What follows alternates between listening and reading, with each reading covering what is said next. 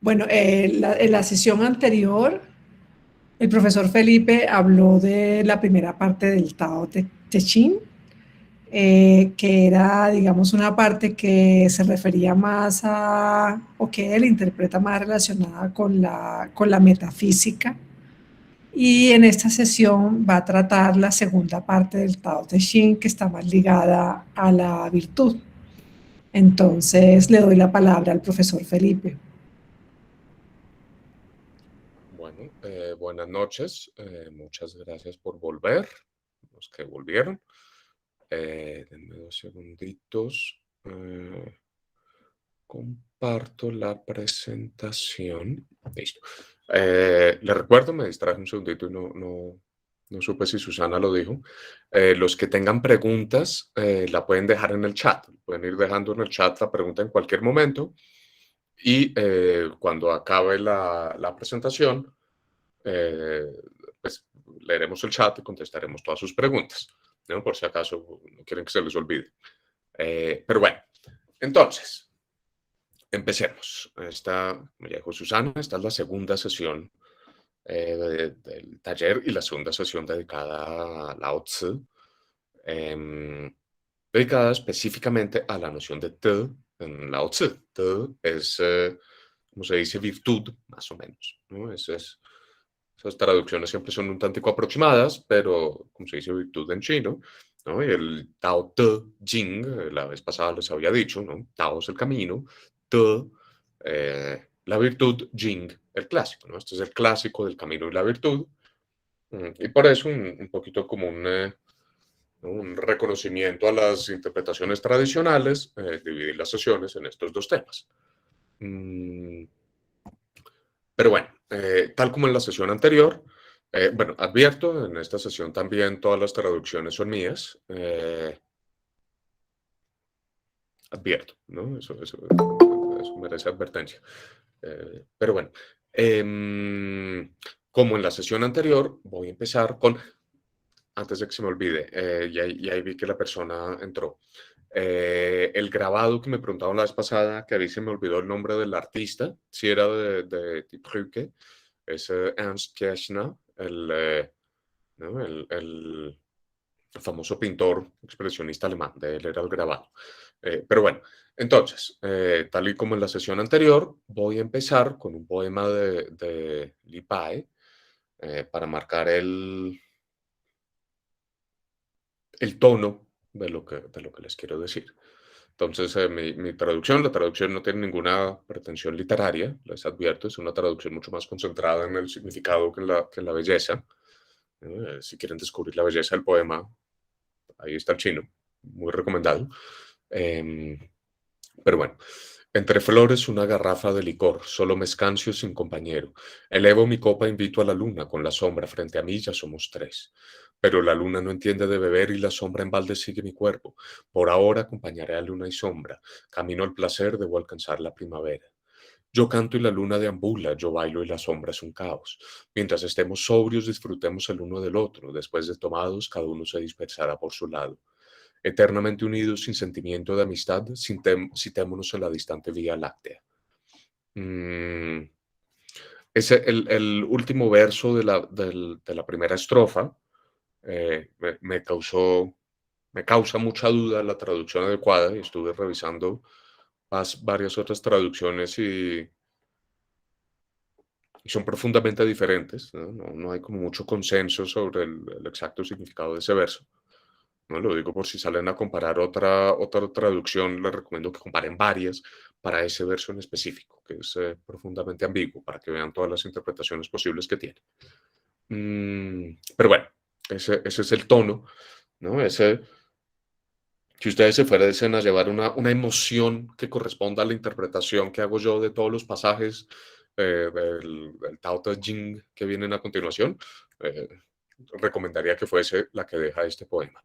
Pero entonces, pasemos a nuestro primer capítulo, que curiosamente no corresponde a la segunda parte del Tao Te Ching, sino a la primera, es el capítulo 3. Em, pero así como el capítulo 1, por lo menos así lo siento yo, marca marca la hoja de ruta metafísica, ontológica, tal vez. Metafísica, ontológica, no. Metafísica del Tao. Yo siento que este capítulo 3 marca la hoja de ruta para los aspectos más éticos, ¿no? Para lo que corresponde al Te. Entonces, les leo la traducción. La virtud superior no es virtud, por eso, me faltó una O, perdón, por eso es virtuosa. La virtud inferior no carece de virtud, por eso no es virtuosa. La virtud superior no actúa y no tiene para qué actuar. La virtud inferior no actúa y tiene para qué actuar. La benevolencia superior lo hace y no tiene para qué actuar. La justicia superior lo hace y tiene para qué actuar. El ritual superior lo hace y nadie responde. Entonces se arremanga y lo avienta. Em, la referencia precisa de ese lo, eso está en el, denme 2 segunditos, tercer verso de la segunda columna, ¿no? El que empieza como con un bichito con patas, con 2 palitos al lado. Ese es el verso que estoy traduciendo ahí, ¿no? El último carácter, ch, eh, como se darán cuenta, si se fijan en los otros versos, está regado por todos lados, tiene una multitud de significados. Aquí no hay ninguna otra lectura posible, sino como objeto directo, pero cuál sea el antecedente de ese pronombre es difícil de determinar. Pero entonces, como para que sepan que ahí hay una dificultad en la interpretación de ese verso, que creo que no afecta a la dificultad de la interpretación del resto del capítulo, pero bueno. Em, por lo tanto, cuando se carece de camino, viene detrás la virtud. Cuando se carece de virtud, viene detrás la benevolencia. Cuando se carece de benevolencia, viene detrás la justicia. Cuando se carece de justicia, viene detrás el ritual. En cuanto a los rituales, son la escasez de confianza y lealtad, del desorden del camino. En cuanto al eh, saber previo, ese verso también se los quería comentar. Es el tercer verso de la tercera columna, que ven que tiene solo 3 caracteres. El tercer carácter es como una cruz con un cruce y un solecito abajo. Es una partícula que se usa, una partícula gramatical que se usa para nominalizar, ¿no? Entonces uno puede construir una oración, le pone el ch ahí enfrente y nominaliza la oración. Usualmente se interpreta, ¿no? Si hay un verbo, es como el que hace tal y tal. También se puede entender como una nominalización de la oración, ¿no? Entonces, si yo pongo comer espaguetis, se puede leer como el comer espaguetis o como el que come espaguetis. En este caso, los 2 caracteres anteriores, el segundo carácter, significa conocer, y el carácter que está antes, que tiene como unas orejitas y un solecito y como una espada, por así decirlo, chien, significa anterior. Y ahí hay un problema de interpretación nuevamente, porque aquí es un adverbio, ¿no? Por el lugar en el que está es un adverbio para el verbo. Entonces es el saber antes. ¿Qué significa saber antes? Hay unos traductores que asumen que esto se refiere como a la capacidad de ver el futuro, ¿correcto? Entonces es como los que saben antes de que ocurran los hechos. Hay otros intérpretes que dicen que esto simplemente se refiere a la capacidad que han adquirido los sabios, o no, que han adquirido ciertas personas, no los sabios, justamente eso es lo que vamos a comentar, la capacidad que tienen ciertas personas para prever lo que va a ocurrir, ¿no? Previsión sin que sea visión del futuro. Pero bueno, entonces ese es en cuanto al saber previo. Por eso usé esa expresión como ambigua, ¿no? Buscando que cada cual lea ahí lo que le interesa, ¿no? Si hay una función mágica o es una función un tanto correspondiente a la del sabio, pero la del sabio aristotélico, no la del sabio taoísta. En cuanto al saber previo, son las florituras del camino y el comienzo de la necedad. Bueno, necedad entendido en su sentido español clásico, de no necio del niño que no sigue las reglas, sino necio de justamente el que carece de previsión en nuestro sentido común, que es lo que ¿no? Como la paradoja con la que está jugando aquí Lao Tzu, la aparente paradoja. Floritura, este es el cuarto verso de esa tercera columna. Estoy viendo el tercer carácter, que usualmente significa flor, pero también al tiempo que flor tiene aquí como dos variantes, ¿no? Puede ser flor, pero también puede significar como la flor belleza, pero también como las flores que son, ¿no? Belleza momentánea que pronto decae y es belleza, belleza sin profundidad, también significa, pues en versiones más modernas, de mal gusto, y en la época clásica también podía significar vacío. Eh, como el que, curiosamente, este es uno de los caracteres con los que en japonés contemporáneo se puede uno referir a la cultura china. Eh, dice mucho de cómo conciben a los chinos. También es el carácter que usa Dogen cuando habla de las flores del cielo, ¿no? Esa imagen budista que en realidad viene de un poema chino, de las flores del cielo o las flores del vacío, eh, ¿no? Están aprovechando esa ambigüedad de ese carácter. Por eso busqué floritura, ¿no? Floritura como en lo que pasa en ciertas óperas, por ejemplo, ¿no? Que saltan entre notas con una sola sílaba, que uno sabe que eso no añade nada nuevo a la armonía. En términos generales, la verdadera melodía es como una especie de promedio entre esos saltos, eh, pero que también es la fuente de la belleza, ¿no? Eso está buscando. Entonces, en cuanto al saber previo, son las florituras del camino y el comienzo de la necedad. De ahí que el gran humano se ubique en la espesura, no habita en la escasez, se ubica en lo valioso y no en la floritura. Así abandona aquellos y toma estos. Un último detalle, que hay dos veces que por aquí aparece la palabra espesura o algo o escaso, perdón, en chino, tanto clásico como contemporáneo, grueso. em, Grueso también, la palabra para grueso también significa abundante, ¿no? Los chinos, entiendo que eso está cambiando hoy en día, pero la cultura china tenía una concepción de lo que era el bienestar y la riqueza, que tenía que ver, en el caso del cuerpo humano, por ejemplo, con ser más robustico, ¿no? Ese ideal que tenemos hoy en día de la belleza como flaquedad, pues tenemos por cuenta de los medios y todo su horror y todo lo que quieran, no corresponde al pensamiento chino, ¿no? Un hombre flaco era un hombre que no tenía plata, ¿no? Una mujer flaca era una mujer que tampoco, también no tenía plata, probablemente no podía criar hijos, etcétera. Y siguiendo con esa línea, lo bueno se describía como espeso, lo malo como delgado. Mm, pero bueno, entonces, ya acabado el comentario filológico medio filológico, de este primer capítulo, entremos en los detalles más propiamente filosóficos.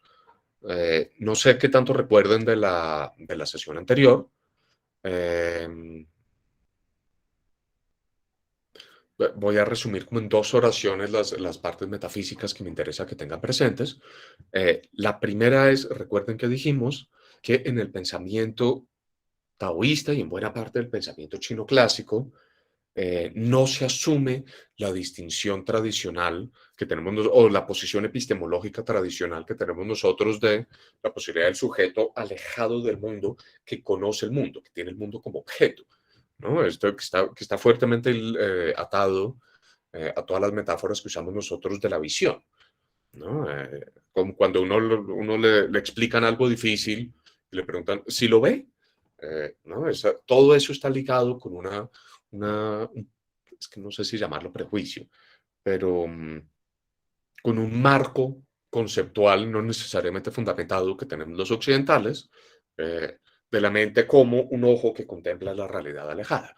En el pensamiento clásico chino y, por lo tanto, perdón, eh, la mente que contempla desde lejos y, por lo tanto, que se aproxima al mundo a través del lenguaje y del pensamiento en términos de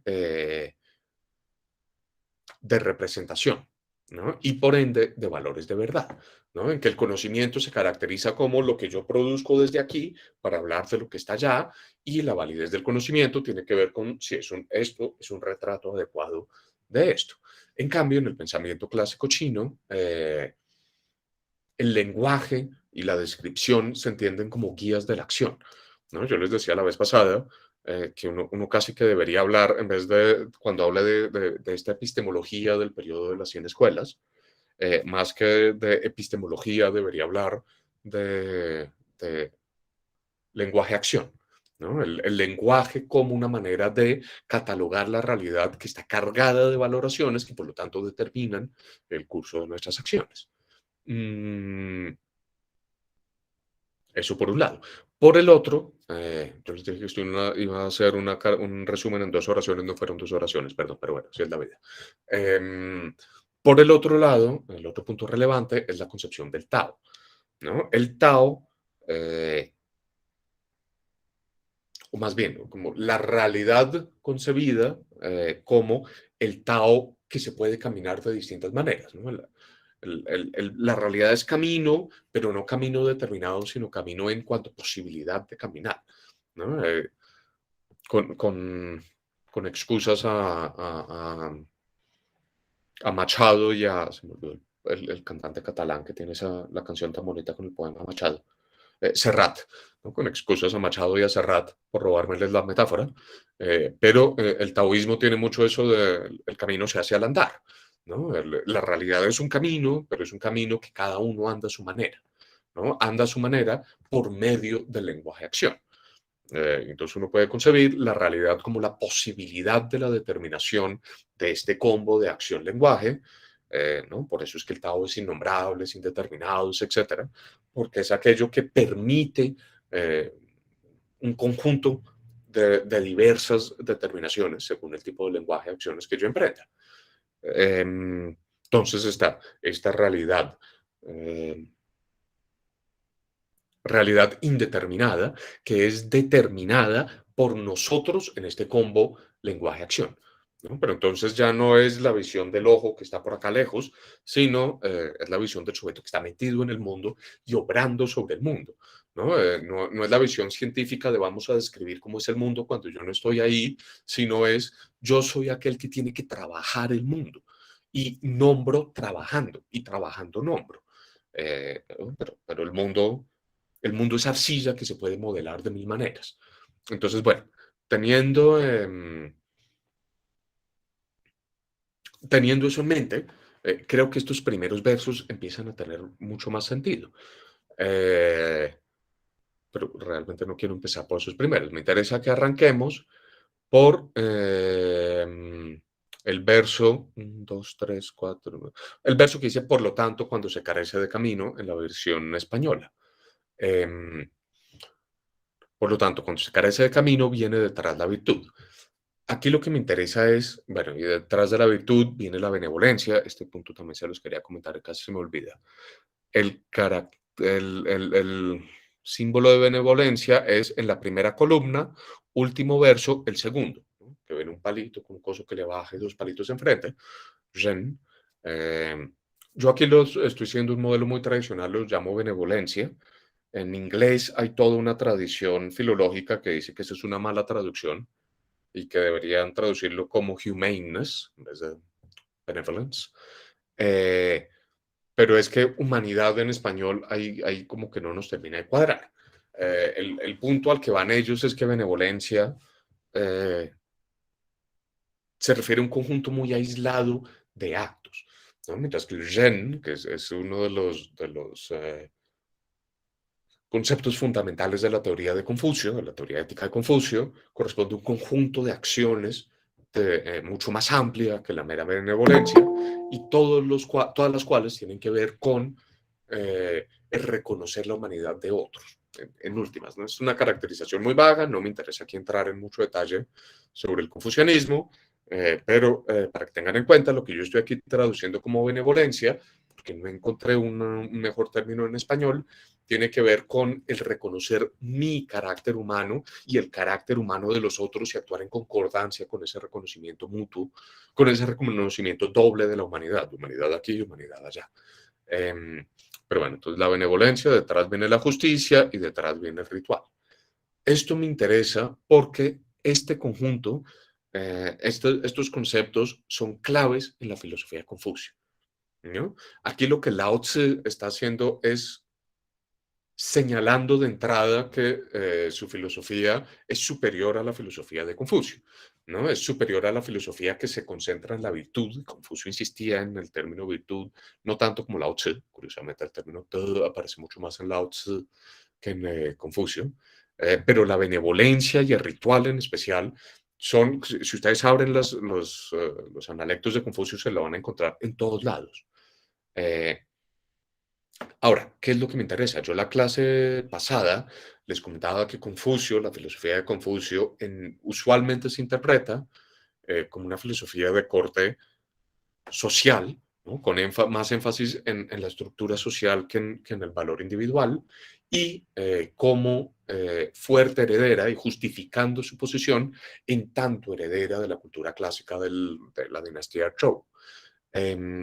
Entonces, ¿qué significa eso? Eso nos ayuda a saber a dónde está apuntando este capítulo, porque la filosofía de Confucio, por lo menos como la interpretaban los taoístas, era la filosofía del conservadurismo, ¿no? Y la filosofía en alguna medida de la estaticidad, ¿no? La del ritual, la del esto está establecido, ¿no? Esto tiene valor porque es un símbolo establecido en la cultura humana, pues en nuestra cultura. Y los demás conceptos de Confucio estaban profundamente influidos o imbuidos por, más bien, esa conciencia o esa búsqueda de la tradición. Em, si uno quisiese, aquí como paréntesis provocador, a ver si en un futuro hacemos otro curso, ¿no? Si uno quisiese defender una tesis vagamente polémica, pero sobre la manera de interpretar la filosofía de Confucio, yo diría que es una ética semiótica, ¿no? Porque es la ética que reconoce el carácter de la comunicación como el fenómeno humano fundamental y por lo tanto que valora la conservación del significado eh, como requisito para la conservación del carácter. Mm, entonces, eso es lo que Lao Tzu de aquí de entrada nos está diciendo, yo no estoy con eso, ¿no? Eso es lo que pasa cuando muere y se solidifica, ya veremos estas metáforas en un par de diapositivas, cuando muere y se solidifica la verdadera virtud, ¿vale? ¿Qué es esa verdadera virtud? Ahora, ese primer verso parece altamente polémico, ¿no? Ese de la virtud superior no es virtud, hasta que empezamos a entender que Lao Tzu está usando virtud en dos sentidos aquí, ¿no? Por virtud superior está entendiendo su teoría de la virtud. Esta virtud inferior, en cambio, la que nunca carece de virtud, corresponde eh, con esa secuencia taoísta. Ay, tan bruto, confucianista, ¿no? Entonces, con lo que Lao Tzu en últimas parece estarnos aquí indicando es, la mía es la virtud, ¿no? Mi teoría ética es la virtud ética que se opone a la estaticidad. Es la teoría ética no de la... Yo no sé ustedes si tienen en mente a Roman Jakobsen, eh, ¿no? No es el aspecto semántico del lenguaje, sino es el aspecto poético del lenguaje, ¿no? Si lo quieren poner en términos vagamente más lingüísticos, siguiendo la línea de la interpretación semiótica. ¿No? Esta no es la filosofía de la prosa, no es la filosofía de la tradición, es la filosofía del verso, la filosofía de la creación. Em, ¿De dónde sacó eso? Sonó algo que no supe qué era.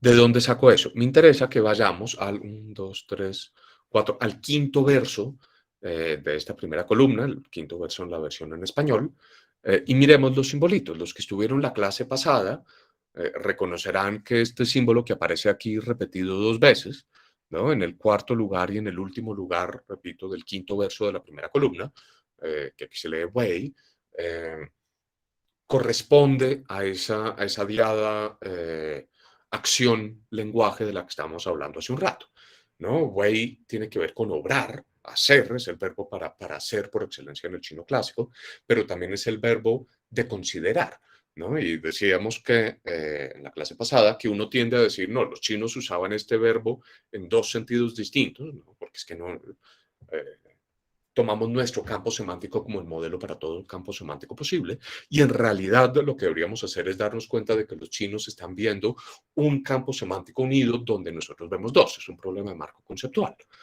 Y en últimas, lo que está pasando aquí con este Wei es ese reconocimiento de yo obro sobre las cosas en tanto las reconozco como algo. ¿Vale?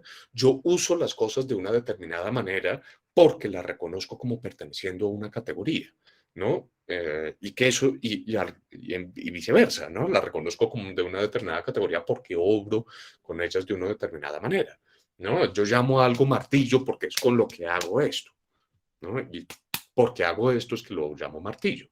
Ese verbo encarna esas dos funciones. Y lo que ahí nos está diciendo Lao Tzu con este quinto verso es la filosofía superior no actúa y tampoco tiene para qué actuar.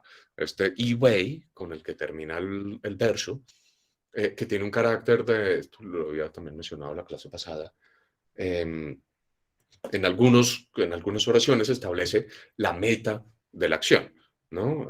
Aquello por medio de lo cual hago esto otro. Eh, entonces, fíjense, lo que Lao Tse nos está aquí diciendo de entrada es mi filosofía, mi ética es la ética que no obra en la medida en que no cataloga de entrada y no cataloga de entrada porque tampoco cataloga a futuro.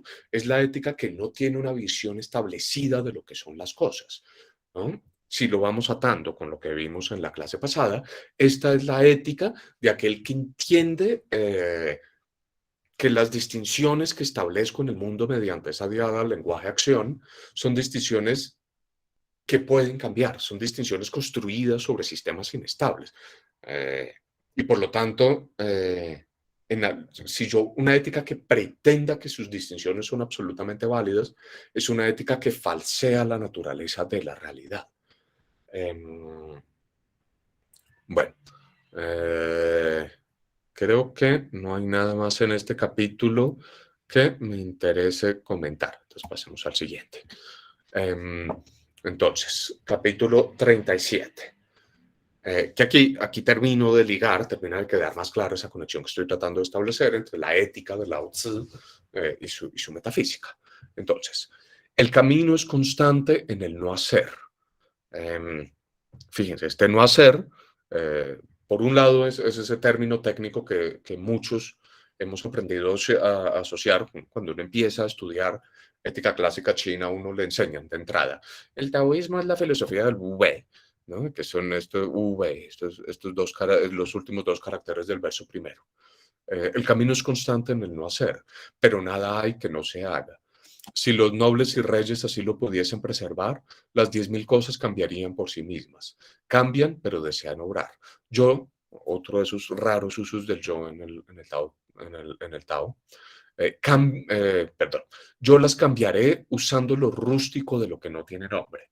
Este rústico me interesa. Si ven este verso que empieza con un corchete, ¿no? Con este paréntesis cuadrado.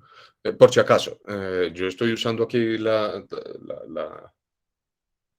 convención editorial de cuando un verso no me cabe en una línea, aparece en la siguiente línea, pero con corchete, ¿no? Cuando vean con ese paréntesis cuadrado. Cuando vean paréntesis cuadrado significa se ve roto, pero es que no ocupa. Tendría que ir en la línea de arriba. Entonces, justamente en ese verso del paréntesis cuadrado, el último simbolito, pu, ¿no? Que hay como un arbolito, si lo quieren, un arbolito seco y un arbolito frondoso. No corresponden a esos los símbolos, pero me parece una buena descripción. Este es un término que aparece muy frecuentemente, en especial en la segunda sección del Tao Te Ching, que hoy en día se usa para rústico, ¿no? Para todavía no trabajado. em, ¿No? Si se imaginan la diferencia entre el lingote de oro elegantísimo y la roca de oro así con cositas sucias todavía incrustadas y demás, este es el pu.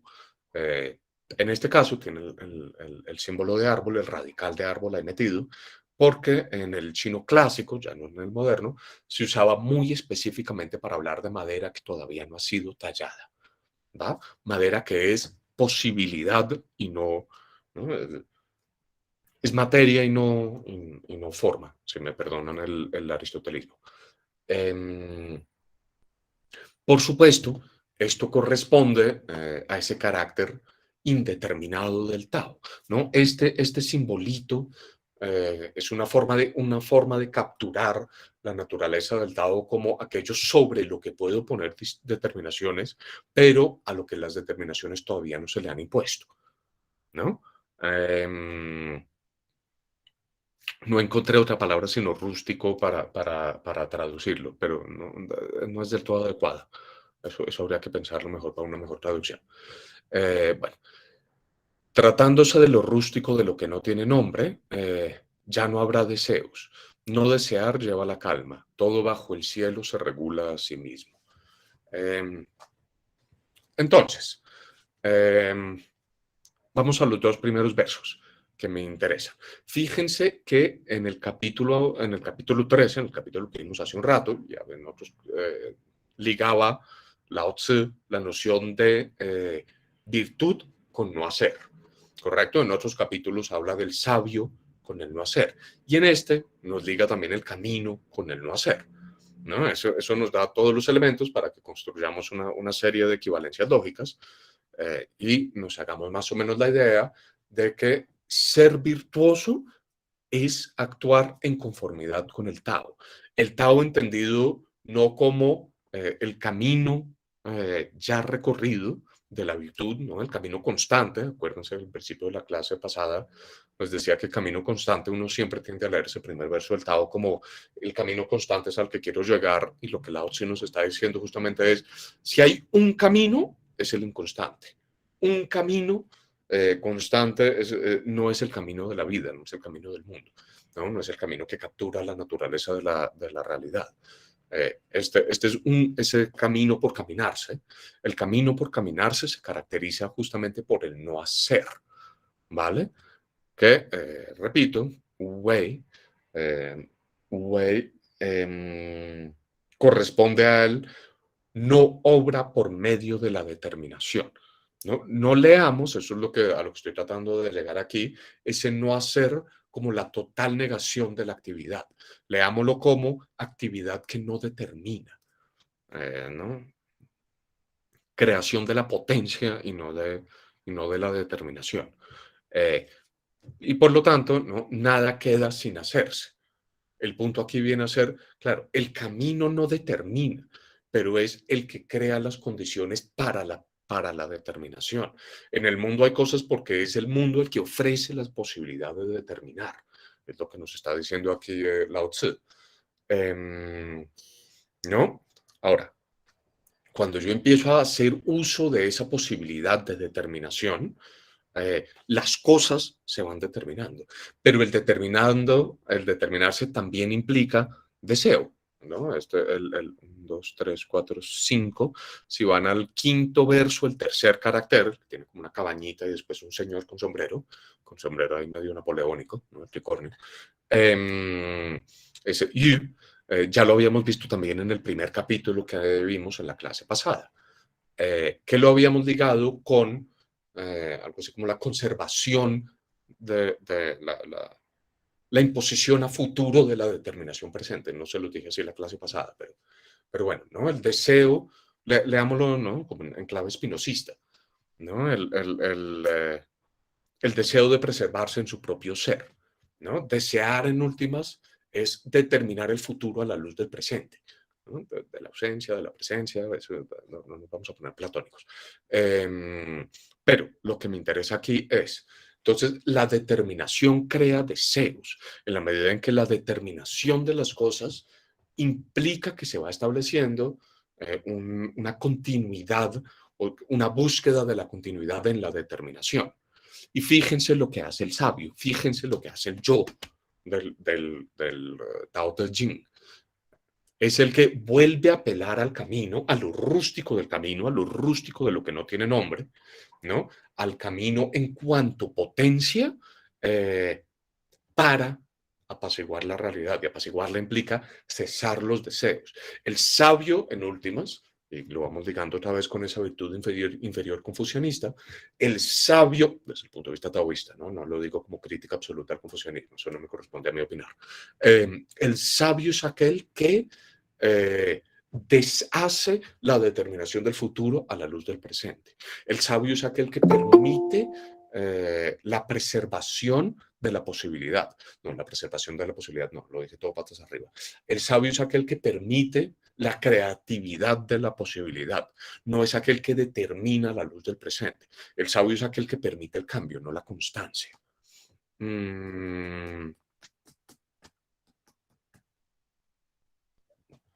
Y eso se asocia, fíjense aquí rozamos, ¿no? con ciertas tradiciones budistas por un lado, con ciertas tradiciones clásicas griegas por un lado, ¿no? Bueno, el escepticismo. No digo que sea influencia de, sino que es interesante notar que llegan con una postura ética muy parecida, es el deje de imponer el presente sobre el futuro. Deje de tratar de controlar lo que usted no puede controlar. Y ahí viene el gran objetivo ético, la calma. ¿Va? Fíjense que acá hay una concepción muy distinta de la ética a la que tenemos nosotros, ¿no? Nosotros ya estamos muy acostumbrados a pensar la ética, y esto es una cuestión mucho más moderna de lo que uno cree, en términos de cómo vivir para el bien, ¿no? Cuando hablamos de la vida buena, ¿no? Y se lo imponemos a los griegos también, a los romanos. No, los filósofos, los éticos clásicos hablan de la vida buena. Sí, pues que ese bueno no lo están entendiendo como lo estamos entendiendo nosotros, ¿no? No necesariamente lo están entendiendo como un código para lo que es correcto, ¿no? Sino la vida bien desarrollada, ¿no? La vida bien vivida, el bien vivir. Y eso es la calma. ¿No? Entonces, aclaro esto porque es que uno a veces tiende a pelear con el Tao Te Ching, ¿no? De no, pero es que eso no me determina qué es bueno, qué es malo, entonces caigo en un relativismo ético, caigo en un relativismo moral. Eso no era lo que le estaba preocupando a Lao Tzu. Lao Tzu no estaba buscando el qué es el bien y qué es el mal. Acuérdense del capítulo otra vez que discutimos en la clase pasada, ¿no? Cuando yo empiezo a introducir el bien en mi lenguaje, cuando yo catalogo ciertas cosas como buenas, catalogo por ello mismo cosas como malas, ¿no? El actuar que implica, el tipo de acción que implica el uso del lenguaje del bien, me dice, vaya por aquí y no por allá. Pero ese mismo tipo de actuar ya me crea la posibilidad, la veracidad del mal, ¿no? Aquel que trae el bien al mundo es por ende aquel que trae el mal también. Porque es que cuando digo por aquí está el bien, estoy diciendo allá atrás quedó el mal. ¿Va? Yo mismo estoy creando la maldad en ese sentido. En tanto, el mundo antes de que yo imponga esta diada acción-lenguaje es posibilidad y no determinación. Mm, Lao Tse no está buscando el bien. Este no es un sistema ético de cómo ser buenos, ¿no? Cómo juzgar. Justamente lo que él nos está diciendo es juzgar es la virtud inferior de los confucianistas, porque ellos se están aferrando al presente y todavía peor al pasado para determinar el futuro. Eso no es lo que me interesa. A mí me interesa que el mundo fluya, si así lo quieren. Porque el mundo fluye, es que yo puedo llegar a la calma. Ese es el objetivo. Bueno, pasemos a la siguiente diapositiva. Entonces, yo sé que todo esto por ahora es un tantico confuso. Lao Tzu tuvo bien darnos una serie de metáforas que yo creo muy iluminadoras, dos en especial. Esas dos son las que vamos a empezar a discutir. Entonces, la primera, la vida humana...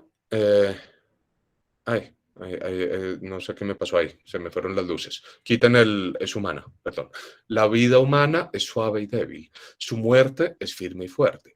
La vida de hierba y árbol es suave y frágil, su muerte es seca y marchita. Así, el firme y fuerte es discípulo de la muerte, el suave y frágil es discípulo de la vida. Estos dos versos a mí me parecen hermosísimos. Pero bueno, es por esto que un ejército fuerte después ralea, ¿no? Ralea como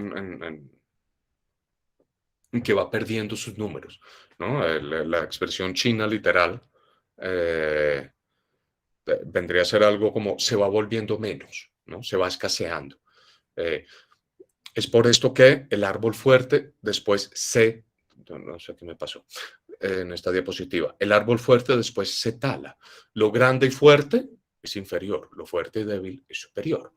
Eh, por eso les decía hace un par de diapositivas que ya debemos hablar de la fortaleza. ¿No? Fíjense que aquí el juego de Lao Tzu es decirnos, ojo con la manera en que usualmente entendemos una serie de atribuciones, ¿no? Cuando estamos atribuyéndole a las cosas fortaleza y firmeza, ¿qué estamos diciendo? Estamos diciendo que son incapaces del cambio, ¿no?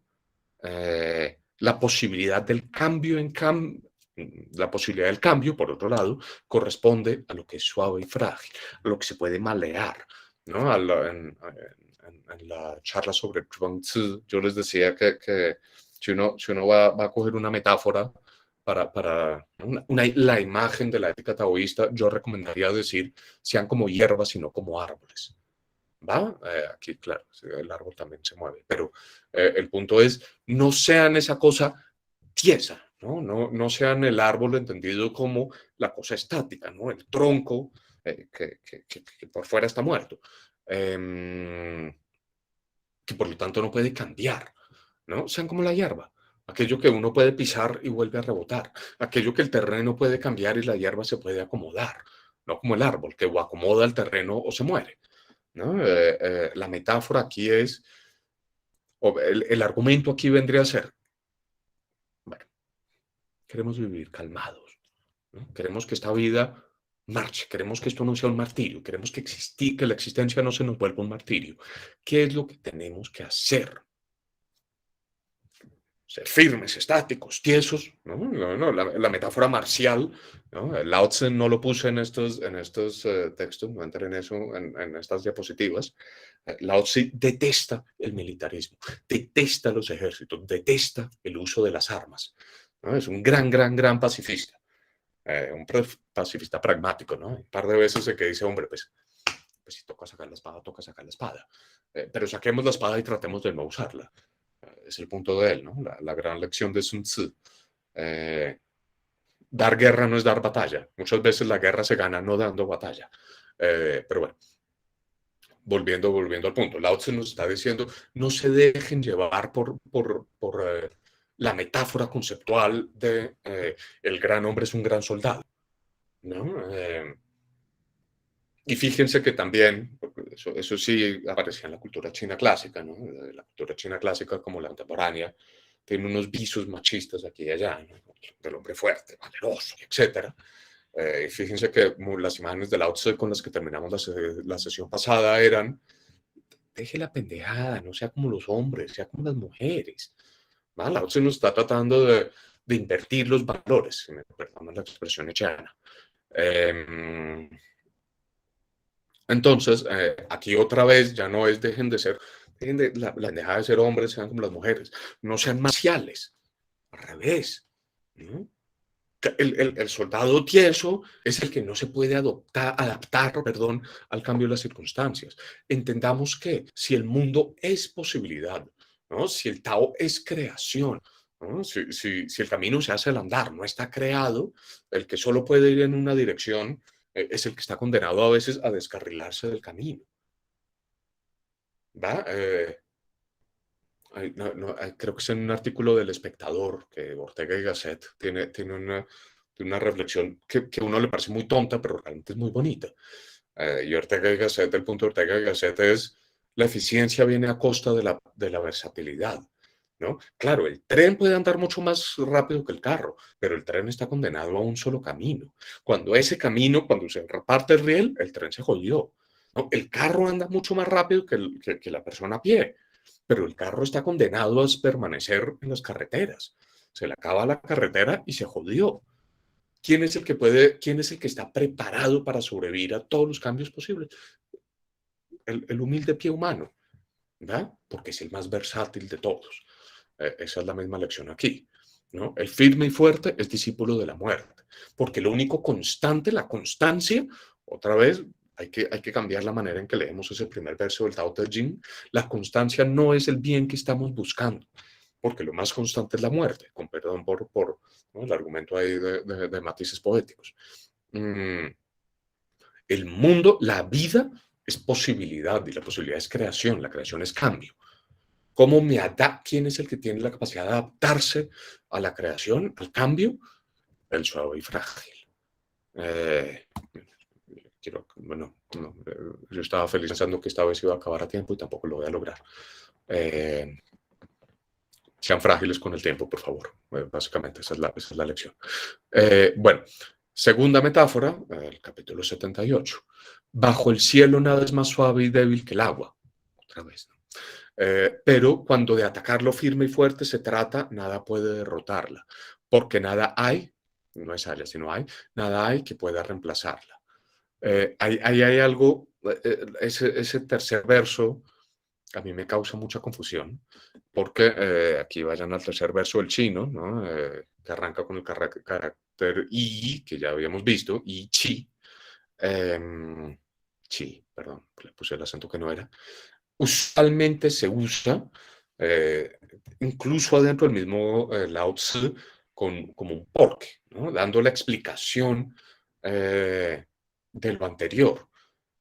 Y yo siento aquí que uno habría que leerlo al revés, ¿no? Es porque nada puede derrotarla, que nada puede reemplazarla, ¿no? ¿Qué significa que nada puede reemplazarla porque nada puede derrotarla? No me queda claras las implicaciones lógicas, ¿no? Traté de poner ese porqué ahí porque siento que uno tiene que leer la implicación un poquito a la inversa para que estos versos tengan pleno sentido. Pero bueno, entonces, lo débil triunfa sobre lo fuerte, lo suave triunfa sobre lo duro. Nadie bajo el cielo no lo sabe, nadie bajo el cielo puede ponerlo en práctica. Estos dos versos sé que son oscuros, no los voy a comentar porque los voy a comentar en la última diapositiva. Es versos parecidos. De ahí que el sabio diga, recibir el mugre del Estado, esto es lo que se llama el señor del altar de tierra y granos, recibir lo inauspicioso del Estado, esto es lo que se llama el rey de todo bajo el cielo. La corrección del lenguaje parece su contrario. Entonces, este capítulo es un poquito oscuro, vamos a comentarlo en partes. La metáfora principal, la que más me interesa, es la del agua, ¿no? Otra vez el modelo de Lao Tzu es no sean como la montaña, si así lo quieren, ¿no? Que otra vez es una de esas metáforas que uno encuentra cultura tras cultura, ¿no? Agarren poemas épicos de centenares de culturas y se van a encontrar, ¿no? Poemas, mitos de creación, cosas por el estilo, ¿no? Con que los héroes en algún momento los describen como montañas, ¿no? Son estas entidades gigantescas, interrotables, ¿no? Inmarcesibles. Y lo que Lao Tse aquí nos está diciendo, no sea cansón. Sí, la montaña nadie la puede derrotar, pero ¿y a dónde va a ir? ¿Va? Ahí se queda. ¿Qué es lo que usted tiene que hacer? Esta es la ética del, ¿no? Otra vez en correspondencia con la naturaleza del mundo, ¿no? La realidad no es como una montaña. Las montañas no se crean. La realidad es como el agua, ¿va? En la medida en que se adapta, cambia, crea, ¿no? En que de nuevo no está determinada. La montaña, con perdón de David Lewis, pero pues, por lo menos en esa concepción metafórica tradicional, la montaña tiene límites bien definidos, ¿no? Tiene partes y la falda y la punta, etcétera. Su adentro, su afuera. El agua no, ¿no? El agua justamente es aquello que yo puedo determinar, pero que está indeterminado, ¿no? Los cuerpos de agua no tienen divisiones a su interior. Yo las impongo, ¿no? En alguna medida ahí está la utilidad del agua. Y justamente por eso, podría uno decir, y así es como usualmente se interpreta la relación del verso segundo y tercero, el agua termina deshaciendo la solidez justamente porque se puede adaptar a la solidez, ¿no? Es aquello que los que hayan tenido filtraciones de agua en la casa lo han sufrido bien, ¿no? El agua se moldea para meterse por todos lados, el agua invade, ¿no? El agua tiene la capacidad de destruir la firmeza en tanto se puede adaptar a las condiciones de la firmeza, mientras que la firmeza no se puede adaptar a las condiciones del agua. Y fíjense que esta metáfora es importante, porque unas implicaciones otra vez sobre las relaciones entre lo ético y lo metafísico, ¿no? Aquí la lección en últimas es, si nosotros nos sentamos a entender, si nosotros apuntamos a ser, perdón, entidades estáticas en una realidad que es acuosa, ¿qué es lo que va a pasar? Filtraciones, ¿no? Esa es la casita que se cae. Si vamos a vivir en una realidad acuosa, ¿cuál es la forma ideal de vivir bien? Puede ser como la realidad misma, igual de acuosos. Bueno, hay algo que me interesa, me voy a volver un segundito porque se los olvidé mencionar. No sé si se acuerdan que en el verso quinto, que aparece solo un signo, ¿no? Que yo les dije que ese es el signo que en el chino clásico usualmente marca introducción de algo como un proverbio, ¿no? Entonces, es probable, es posible que estos dos versos que le sigan, ¿no? El firme y fuerte es discípulo de la muerte, el suave y frágil discípulo de la vida, sean un proverbio clásico sobre el que Lao Tzu está construyendo su filosofía. Hay un intérprete, Michael Lafargue, no sé si siga vivo, ya que lo pienso. ¿No? O sea que sus publicaciones importantes son como de hace 30 años, pues puede que, bueno, nadie me ha dicho que se ha muerto, pero los sinólogos tampoco tienen aparecer en el periódico, entonces pues, nadie sabe. A lo que voy, Michael Lafargue tiene unos comentarios muy bonitos, pero que me parecen no del todo acertados sobre cómo debemos leer el Lao Tzu, porque Lafargue nos dice que los proverbios y los consejos populares tienen unas condiciones de verdad diferentes a las de las proposiciones usuales, ¿no? Si yo les digo en lenguaje propositivo, asertivo, tradicional, los cuervos son negros, ustedes pueden desprobar lo que yo estoy diciendo, ustedes pueden probar que lo que yo estoy diciendo es falso, ¿no? Trayéndome un cuervo polar que son como plateados, como grisecitos, ¿no? El punto es, para demostrar una aserción tradicional, implica una serie de valores de verdad sobre el mundo, ¿no? Trae consigo atados una serie de implicaciones en términos de valores de verdad. Si yo les digo todos los cuervos son negros, significa que cada cuervo ha de ser negro, ¿no? Y la verdad, el uso de esa proposición depende de todas estas de aquí abajo. Si una de estas de aquí abajo, si un cuervo resulta no ser negro, pues esta de aquí arriba pierde fuerza. Pasamos de todos los cuervos son negros a algunos cuervos son negros. En cambio, en los consejos, en los proverbios, etcétera, no se sigue eso, ¿no? Al que madruga Dios lo ayuda.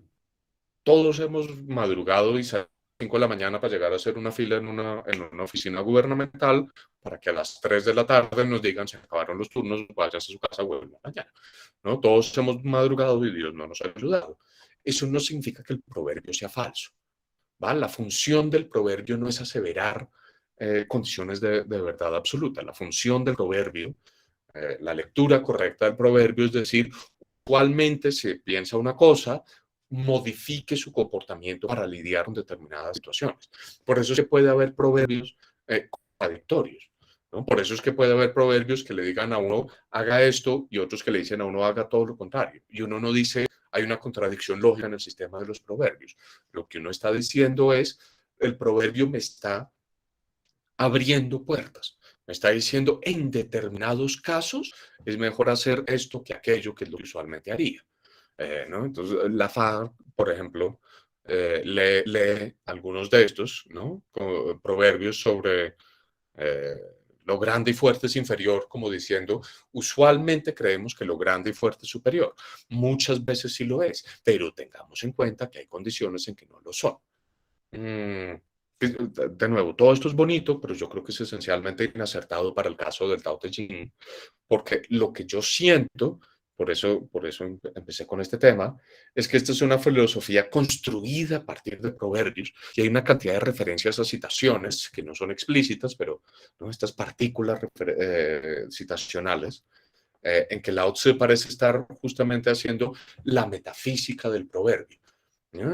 Esto enriquece todavía más el texto. Yo les mencioné esta vez y en la sesión anterior referencias no explícitas a términos técnicos de otras tradiciones filosóficas. ¿No? El texto se empieza a enriquecer, empieza a ser no solo una propuesta filosófica, sino un comentario sobre la filosofía de su época.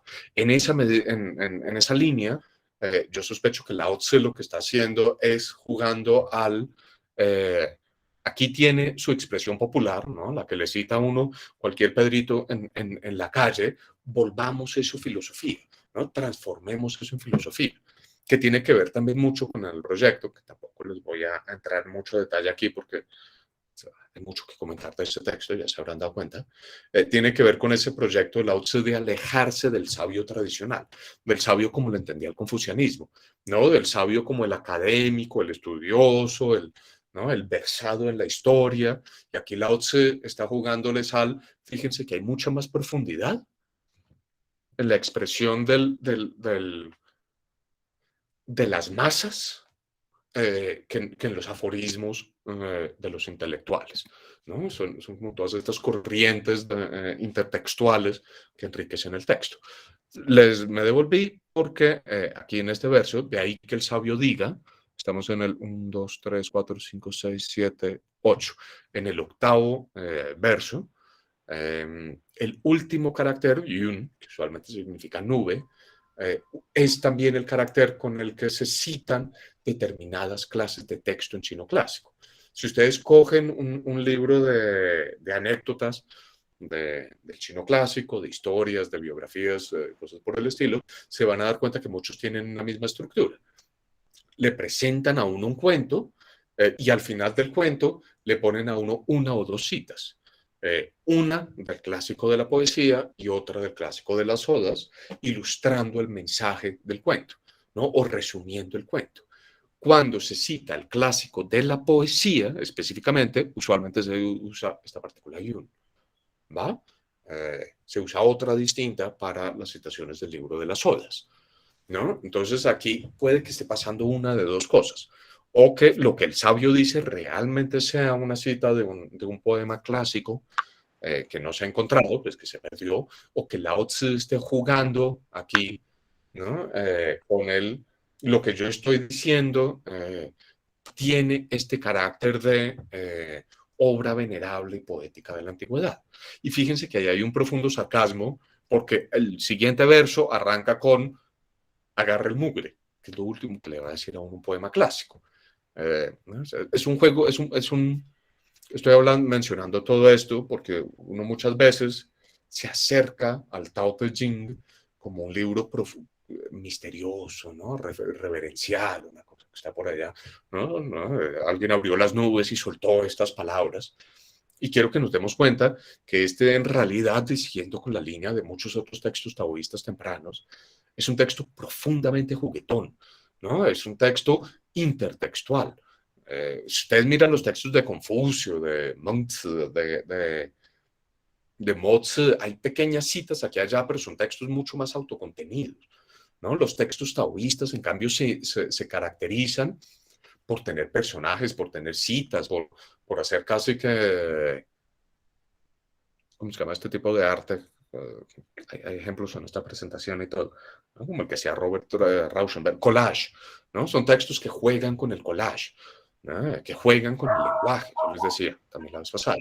El taoísmo se caracteriza por ser una filosofía no del lenguaje, sino con el lenguaje.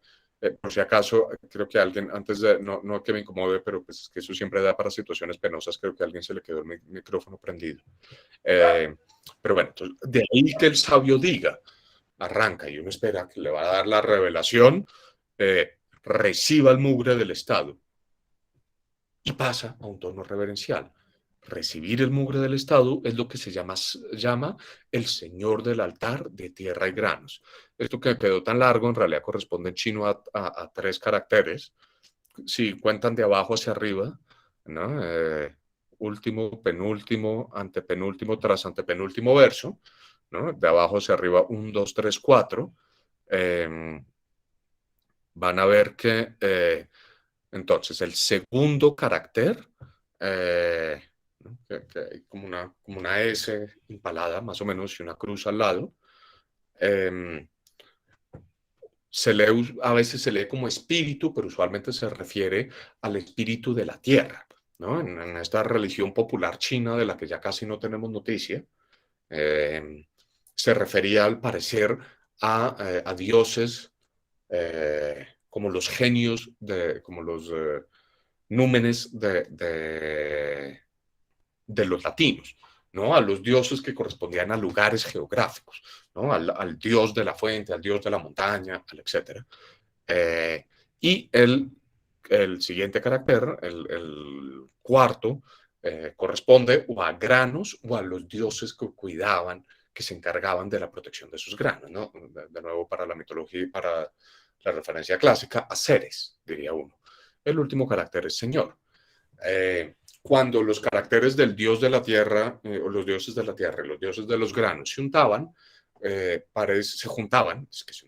se juntaban, al parecer se refería a alguna clase de altar que tenían los estados en que veneraban a los dioses, la constelación de dioses tutelares, ¿no? A los dioses que los mantenían vivos, al dios del lugar y al dios de lo que crecía en el lugar.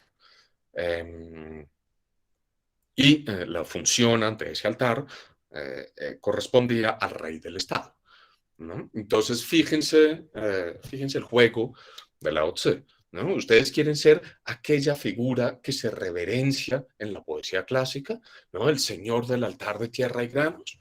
¿Qué es lo que tienen que ser? Untarse del mugre. De nuevo, que hay como varios niveles textuales.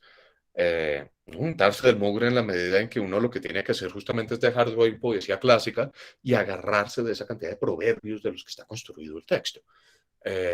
Pero todavía más, ¿no? El rey no es el que vive en el reino de lo puro y estático. El rey es el que entiende, el que maneja la tierra, ¿no? Que sí, es lo que se deforma, lo que forma, etcétera, pero también es la posibilidad de la creación. Vamos un poquito tarde, entonces voy a acelerar el paso. Voy a saltar unas cositas. Si les interesa, pues después queda el tiempo de preguntas. Me interesa el último verso, la corrección del lenguaje, ¿no? Estos los dos primeros, perdón, caracteres del último verso. La corrección del lenguaje parece su contrario. Es como su contrario, tal vez sea una traducción más adecuada. Ahora que lo pienso. Yo en la clase pasada les había mencionado que una de las lanzas de Confucio, que en realidad la expresión aparece muy poco, pero permea la totalidad de lo que queda de la filosofía de Confucio, y que es un tema que retoman los moístas, por eso y lo retoman con esta expresión Chang, ¿no? Esa constancia con la que tanto pelea el Tao Te Ching. Una de estas lanzas filosóficas del confucianismo era la rectificación de los nombres. Usemos correctamente el lenguaje. ¿Por qué? Yo les decía, porque es que justamente el lenguaje es lo que me clasifica la realidad en entidades que determinan la manera en que yo me relaciono con ellas, ¿no?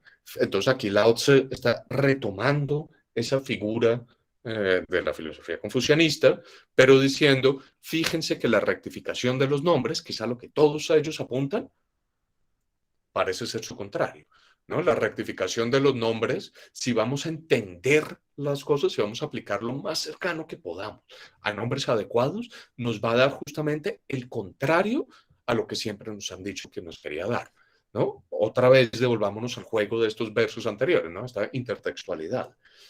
Porque Confucio siempre decía, ustedes quieren ser sabios, estudien el clásico de la poesía y el clásico de la historia. Y lo que Lao Tse nos está diciendo, Confucio quería rectificar los nombres.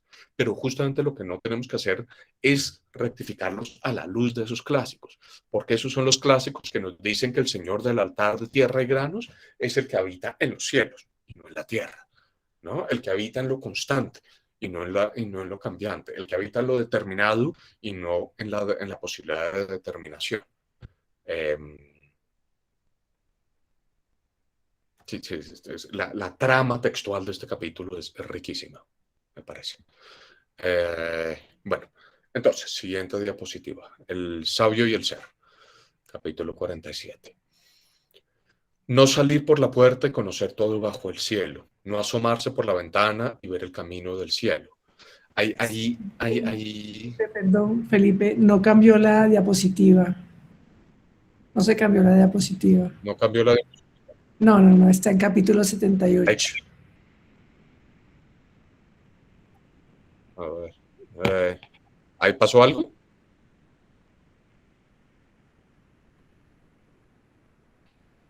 ¿Lo logré o no estoy haciendo nada? Sí, ya, ya, ahora sí cambió. Listo. Gracias. Perfecto. Gracias. Entonces, no salir por la puerta y conocer todo bajo el cielo. No asomarse por la ventana y ver el camino del cielo. Ahí ese verso me produjo mucha inquietud a la hora de traducirlo. Es el cuarto verso aquí del chino, que ven que tiene 3 caracteres. El último tiene 3 caracteres. El primero, yen, ver. El segundo, tien, cielo. Y el tercero, tao, camino. Eh, el chino clásico usualmente no usaba una conjunción, ¿no? Cuando quería hablar de pájaros y animales, no ponía pájaro y animal, se ponía pájaro y animal, y uno tenía que leer la conjunción. El problema es que el de, ¿no? Esa relación de propiedad o de modificación se escribe exactamente igual, ¿no? Entonces, si uno ve los caracteres, primero pájaro y después animal, uno lo podría leer como pájaros y animales o el animal de los pájaros. Usualmente el contexto le dice a uno cuál de los dos tiene más sentido. Aquí no es tan claro. ¿Está hablando del camino del cielo o de cielo y camino? Casi todos los comentaristas han asumido que es el camino del cielo.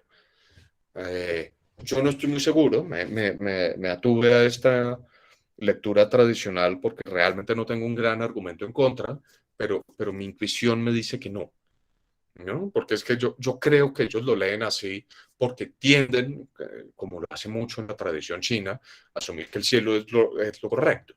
Pero Lao Tzu, con toda esta inversión de los valores, eh, no estoy tan seguro de que siempre quiera decir el camino correcto es el camino del cielo, ¿no? Ya vimos la vez pasada que el rey es el que se unta de tierra, la diapositiva pasada, el capítulo pasado. Pero bueno, sigo. Mientras más lejano el viaje, más escaso el saber. De ahí que el sabio no ande, pero sepa, no vea, pero entienda, no haga, pero complete.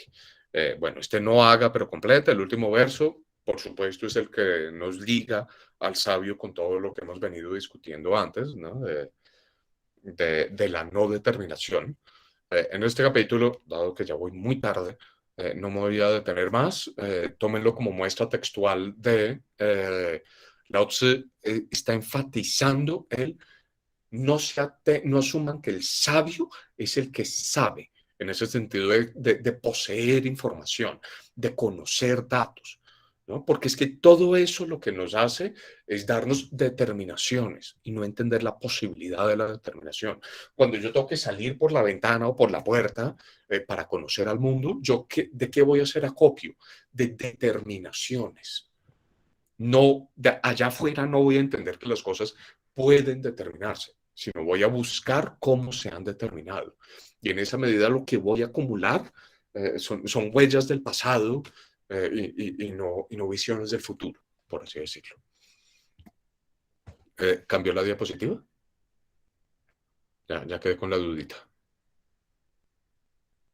Ya, ahora sí cambió. Listo. Entonces, el sabio y el creer, capítulo 5. Creo que yo les había dicho que no iba a usar más capítulos de la primera parte, les mentí. Lo lamento. Entonces, cielo y tierra no son benevolentes. Este benevolente, si van ahí al primer verso, el último símbolo, lo reconocerán como ese que yo les dije que en inglés se traduce como humaneness, ¿no? El zen de los confucianistas. Entonces, cielo y tierra no son benevolentes. Tratan las 10.000 cosas como perros de paja. Perros de paja, estos dos últimos caracteres del segundo verso, han sido profundamente controversiales en la tradición, ¿no? Y son una imagen muy famosa.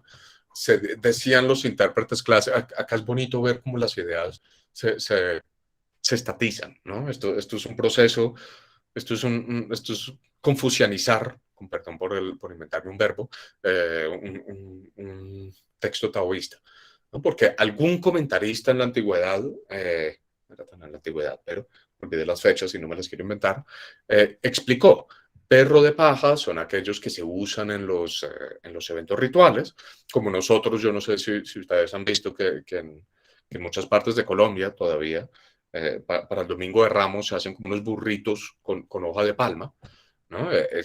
Imagínense eso. Entonces, para una celebración específica se hacían perros hechos con paja y esos perros durante la celebración se ponían en el altar, ¿no? Y eran parte de la veneración divina.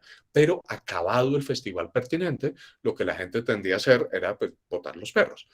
Ese primer comentarista dijo, y esos perros después se botaban al camino y la gente les pasaba por encima, ¿no? Él así construyendo una historia toda melodramática, ¿no? Una cosa muy teatral para ilustrar eso.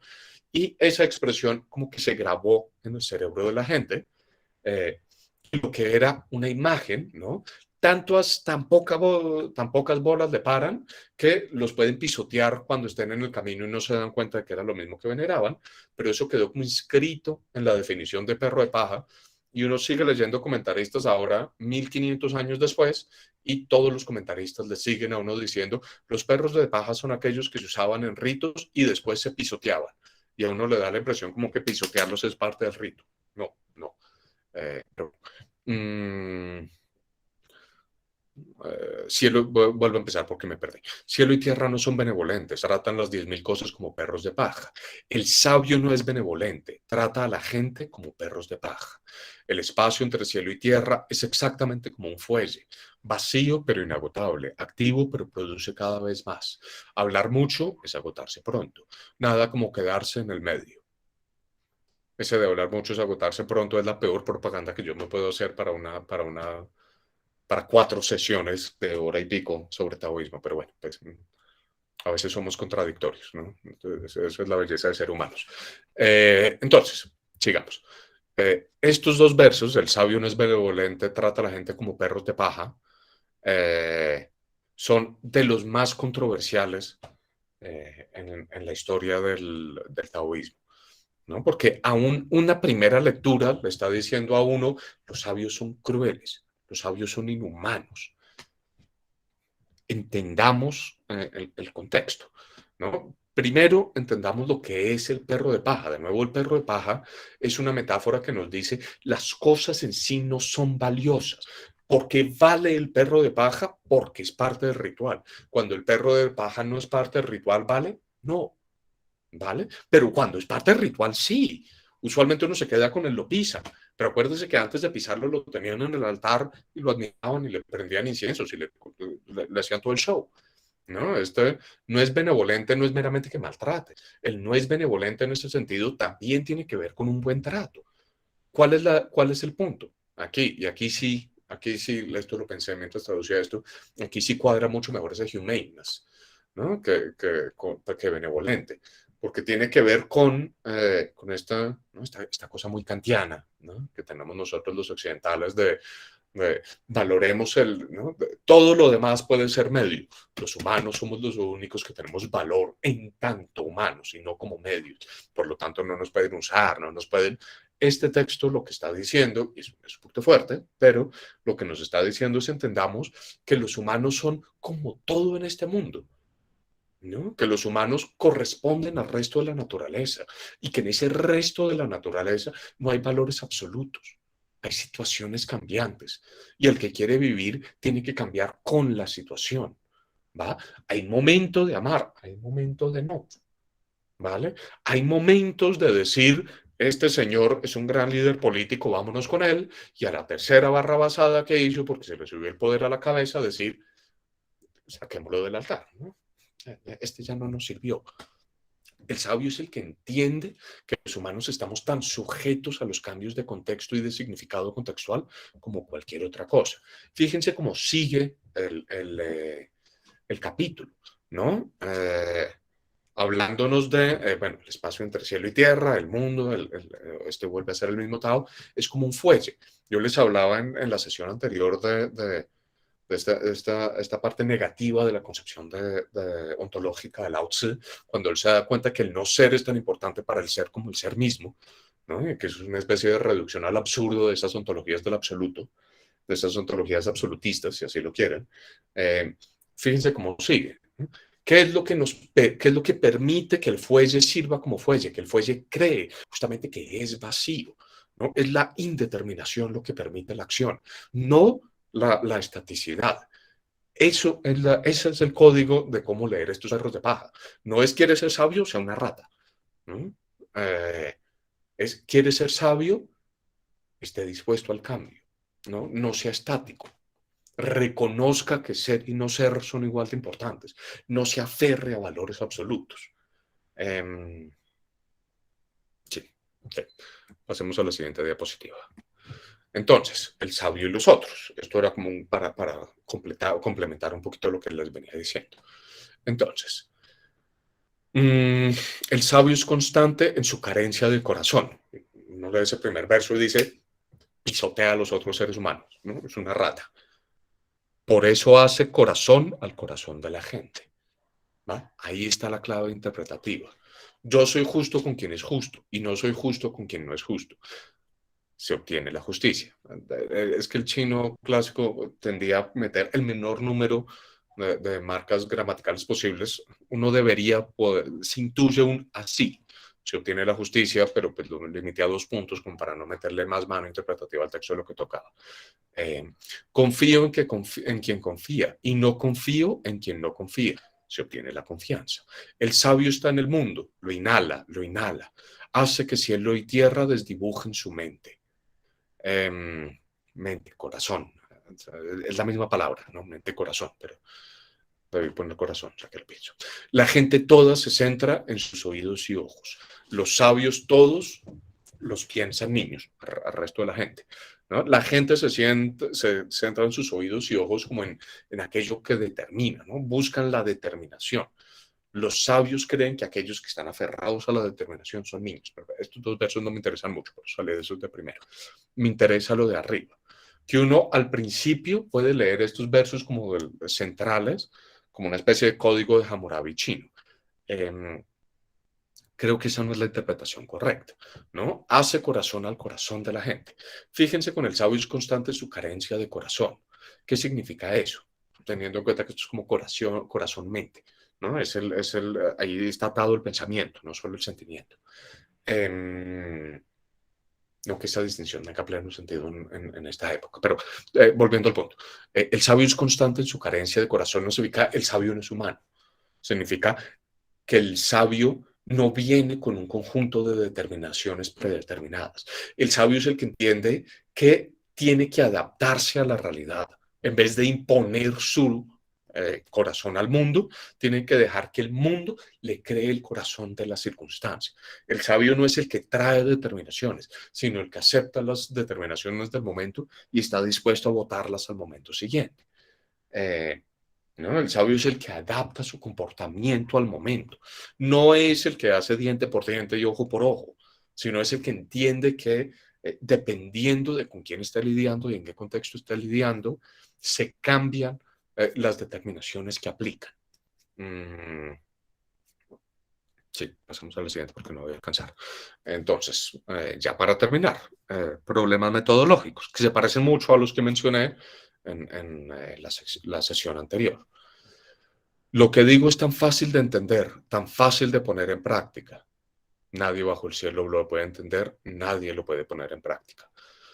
Mis palabras tienen un punto central, mis obras tienen un líder. Esos 2 son un poquito oscuras, esas expresiones. Yo sé, quiero que nos vayamos aquí a el verso 1, 2, 3, 4, al quinto y sexto verso del chino, que ven que tienen 3 versos, 3 caracteres, ¿no? De la mitad idéntico en ambos casos, y yo tener. Voy a hacer una aclaración. Todas estas pronunciaciones que les estoy dando son las pronunciaciones del mandarín contemporáneo. ¿No? Dada la naturaleza ideográfica de la lengua china, es muy difícil reconstruir su sonido antiguo. Y hoy por hoy la mayor parte de la gente lee, con un par de variantes que quedaron consagradas en la tradición, lee el chino clásico con la pronunciación del mandarín contemporáneo. Hay intentos de reconstruir los sonidos originales, pero pues sí, no se usan para leer, se usan para labores más filológicas. Pero bueno, entonces, you, ¿no? Tener, idénticos en el centro del cuarto y quinto verso. Fíjense en los dos últimos caracteres. El de arriba, zong, hoy por hoy usualmente se usa como para religiones. En esa época correspondía, o casi siempre se usaba para hablar, o sea, como del núcleo del asunto, o, y este es el juego de palabras que me interesa, para hablar del origen o linaje. Origen, que en el caso de las personas era linaje. Entonces yo podía hablar de una dinastía, hablando de un rey perteneciente a una dinastía, podía hablar de su zong, que es esa tradición, esa dinastía a la que pertenece, su linaje. La siguiente, Jun, es un carácter que usualmente se usaba para significar señor, como señor feudal. También era una forma cortés de decir tú, ¿no? Pero también era líder. Entonces, aquí el juego léxico de Lao Tzu, es decir, lo que mis palabras, ¿no? Tienen dinastía, ¿no? Tienen linaje, tienen una razón para ser lo que son. Mis actos tienen un señor, ¿no? Tienen un señor feudal, tienen alguien que los dirige. Eh, está jugando un poquito con esta visión muy feudal, la China clásica, ¿no? En que el valor de un ser humano dependía de su familia y de su señor, ¿no? ¿Quién soy yo? Soy el de la familia no sé cuál que sirve a no sé quién. Lao Tse está como jugando con él. Lo que yo digo tiene valor, no porque yo sea de una gran familia o yo tenga un gran señor. Eso está en mis palabras y mis obras, que acuérdense, son una y la misma cosa. No me valoren por quién soy, valórenme por lo que hago, es lo que está diciendo aquí, con esta burlita al feudalismo chino, creería yo. Bueno, mis palabras tienen un punto central, mis obras tienen un líder. Entonces, no hay nadie que entienda y por eso no me entiende. Aquí hay un juego difícil de traducir en chino, porque es mismo, la misma palabra, pero debe de ser no me entienden porque la gente es ignorante. Los que me entienden son escasos. Los que siguen mis normas son valiosos. O los que me toman a mí como código de conducta, tal vez sea otra forma de traducirlo, son valiosos. Por eso el sabio viste de lana burda, pero su corazón es de jade. Aclaro una cosa de este último verso. Él, acabo de dar cuenta que hay una nota filológica de otro capítulo que les quería comentar y no lo hice, pero bueno, ya se fue así. Los dos últimos caracteres del último verso tienen que ser como órgano interno, jade.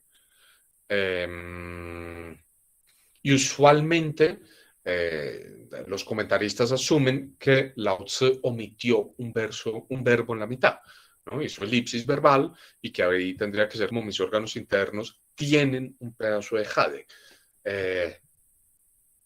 Yo la verdad no veo ninguna razón para asumir eso, ¿no? Yo creo, yo estoy oyendo un ruido raro, yo no sé si eso es mi computador, espero que no les esté molestando, que a alguien se le quedó prendido el micrófono.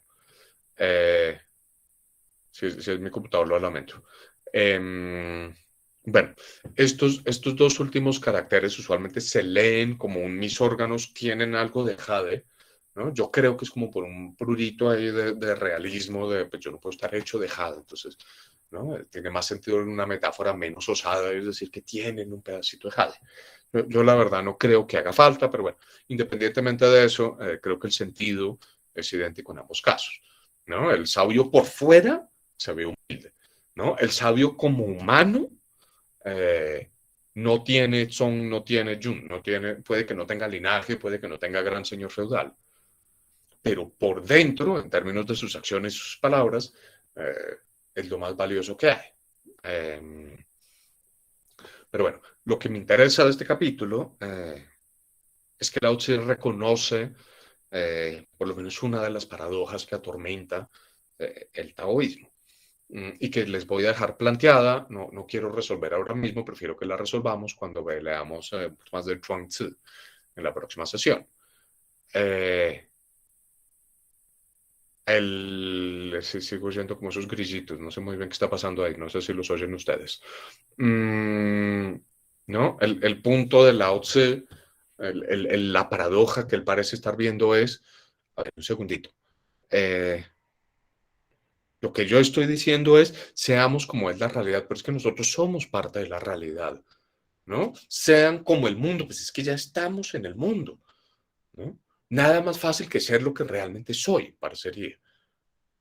Y sin embargo, es dificilísimo ser lo que soy, ¿no? Que esto es un problema que atormenta a muchas de estas filosofías de la naturalidad, por así decirlo, ¿no? Devuélvanse a su autenticidad, devuélvanse a su esencia, devuélvanse a su realidad.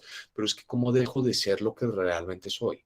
¿En qué momento pierdo mi realidad? ¿En qué momento pierdo mi esencia o perdí mi esencia para tener que ir a volverla a buscar? ¿No? Y fíjense que esto es bonito porque es una paradoja que parecen haber visto muchas religiones, ¿no? En el catolicismo, el judaísmo y el cristianismo está clarísima, ¿no? Las religiones judio-cristianas, ¿no?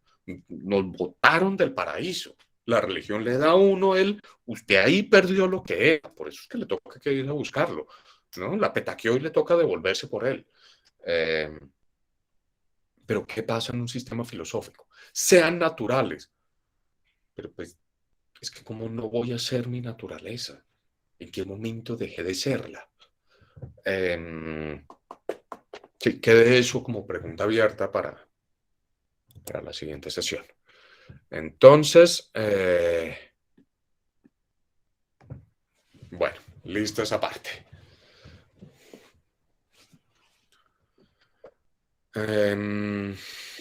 Listo, yo creo que podemos pasar entonces a las preguntas. Muchas gracias, profesor Felipe.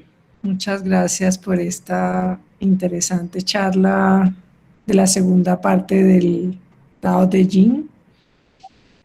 Voy a abrir la parte para preguntas. Aquí hay una de Daniel Santiago Fique Niño que dice, en el primer poema, el poeta, comillas, persigue la primavera. En el segundo, el gran humano, comillas, evita la floritura. Mi pregunta es, ¿la floritura y la primavera son imágenes homólogas? ¿Evocan lo mismo?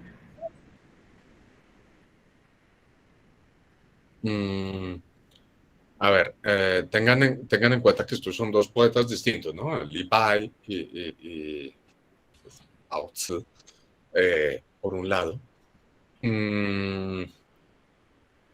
Y no, pues las metáforas aquí parecen estar indicando cosas muy distintas, ¿no?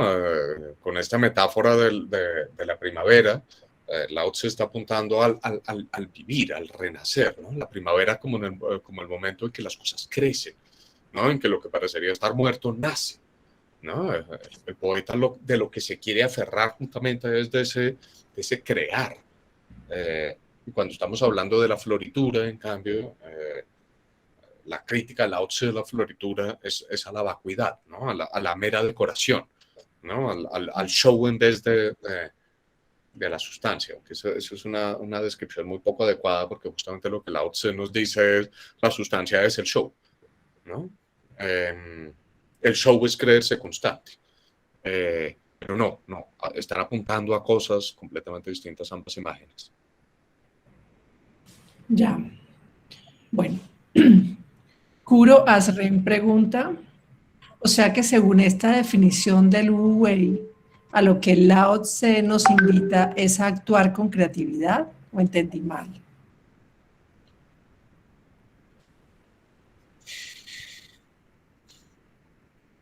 Yo me acuerdo una discusión que tuve alguna vez.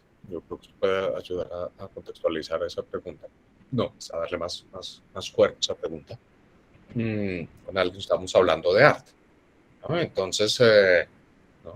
Los grandes de música, los grandes intérpretes son creativos, dije yo. Y la otra persona me contestó, sí, ¿no? Los que tocan la pieza tal cual como está no son los buenos intérpretes, son los que la cambian. Y ahí hubo un momento de no, un segundito, si no cualquier papanatas que toque mal cambió la pieza y entonces sería un gran intérprete, ¿no? Y no, ¿no?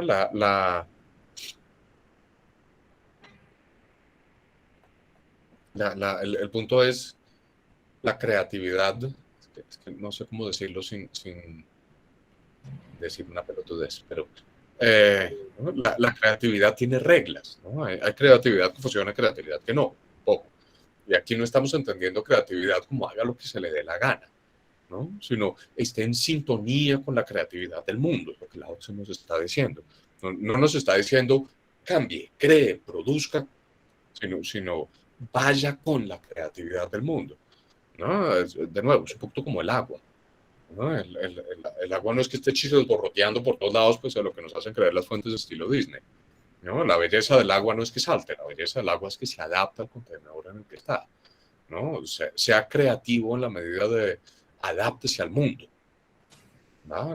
No de improvise y cree constantemente, ¿no? Porque es que hay una creación que va en contra del fluir de la naturaleza, si así lo quiere.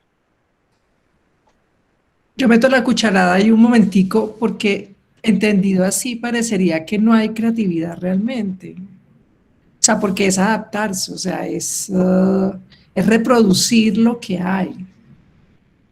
¿En qué sentido habría creatividad ahí? Pues es que ahí el punto vendría a ser la realidad tampoco está completamente determinada, ¿no? No es un, a ver cómo lo digo, no es un obedezcan lo que hay porque lo que hay es posibilidad también, ¿no? Ese justo es la paradoja de la creatividad en general, ¿no? Por eso les ponía el caso del buen intérprete musical. El buen intérprete musical no es el que se limita tal cual a lo que está en la partitura, pero tampoco es el que hace lo que se le dé la gana, ¿no? Es el que es que si les pudiese decir eso, sería un gran profesor de música y no de taoísmo, ¿no? Tampoco soy un gran profesor de taoísmo, pero estaría dedicado a enseñar piano y no Lao Tse. Eh, pero si hay construyamos con lo que está, ¿no? No es un improvisemos a Beethoven, sino es hagamos algo, ¿no? Démosle vida a Beethoven siendo fieles a Beethoven, pero no estáticos, ¿no? Hay un poquito a eso, creo yo, eso a lo que va Lao Tse, porque es que el otro lado de esa creatividad absoluta, en última es una creatividad del sujeto desconociendo que pertenece al mundo, ¿no? Vaya con el mundo, pero es que el mundo no está por completo determinado, ¿no? La verdadera creatividad, si así lo quieren, tiene un espacio, ¿no? No es lo que se le dé la gana, tampoco es muerto, hay un caminito en la mitad.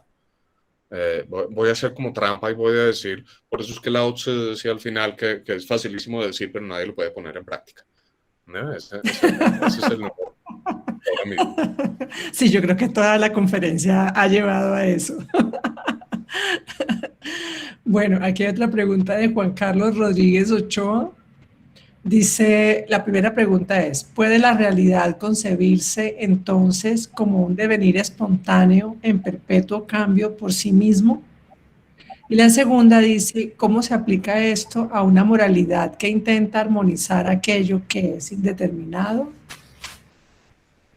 Ok.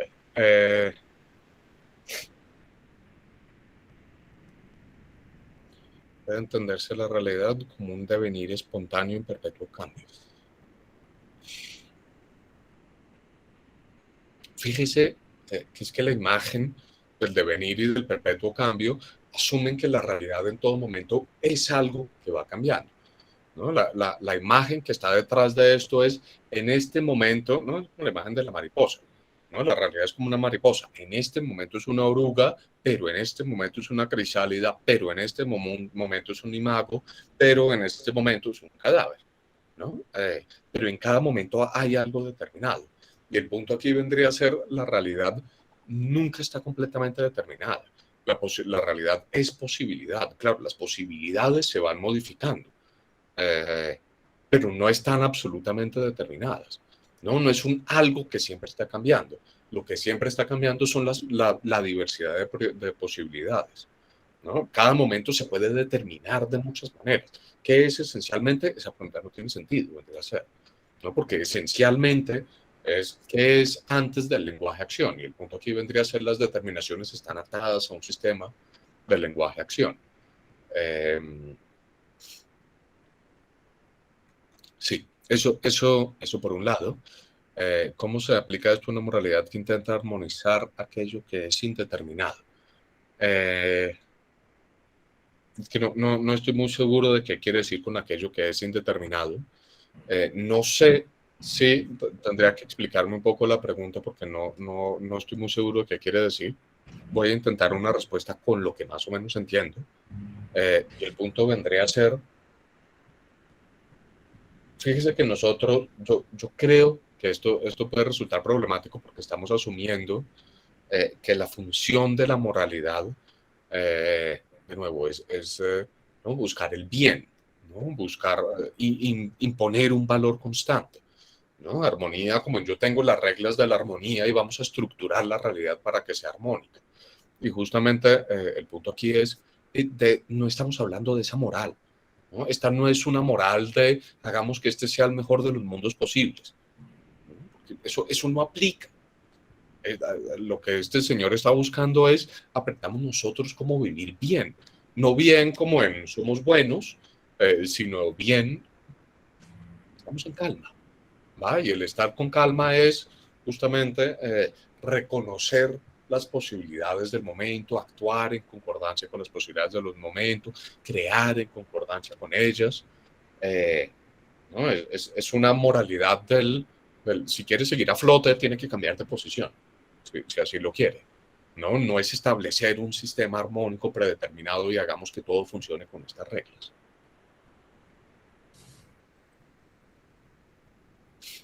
Listo, muchas gracias, profesor Felipe. Ahora dice Daniel Santiago Fique Niño, yo lo entendí como el camino que dibuja, como comillas, el camino que dibuja el cielo, cierro comillas, no un camino, comillas, de la tierra al cielo. Yo supongo que eso se está refiriendo a ese verso que yo dije que tenía su complejidad a la hora de interpretar, porque estaban los dos caracteres, ¿no? Tao. Sí, la que sí sé que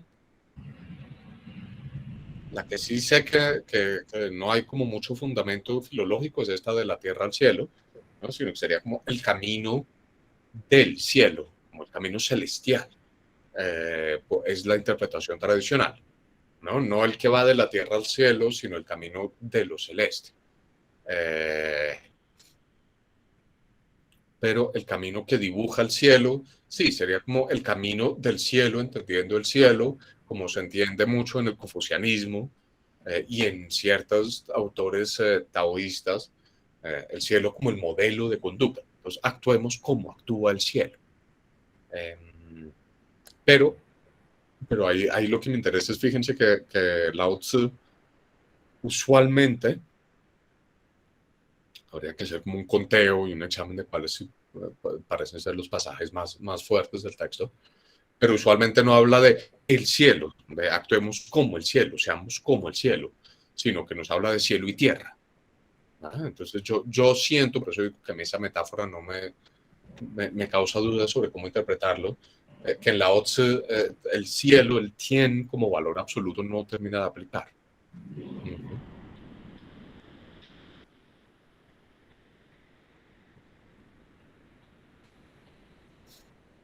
¿Ya?